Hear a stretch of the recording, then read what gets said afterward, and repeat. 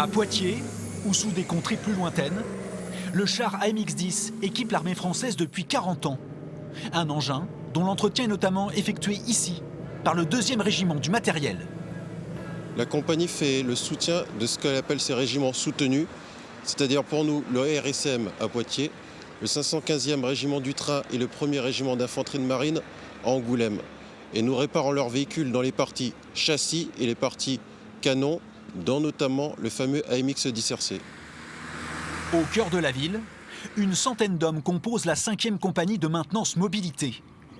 Dans ces ateliers, des véhicules blindés légers et les chars AMX-10, avec une mission pour le 2e Wehrmacht, assurer le maintien opérationnel du matériel.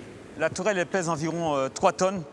C'est une action de maintenance qu'on peut effectuer en moins d'1 heure, que ce soit en atelier ou dans le désert ou sur un théâtre. Engagé dans la première guerre du Golfe ou sur l'opération Barkhane, le char AMX-10 va bientôt quitter les zones de conflit. Remplacé par le Jaguar, ici, à l'entraînement à Biscarrosse, et dont les livraisons sont attendues très prochainement. Le char qui le remplacera est un char qui s'inscrit dans le programme Scorpion, qui est totalement différent de la AMX-10 RC, autant sur son armement que sur l'électronique embarquée qui le servira. Et son soutien continuera donc à être fait à partir de la 5e compagnie du 2e Wehrmacht à Poitiers. Les Jaguars devraient commencer à équiper le RICM en 2022.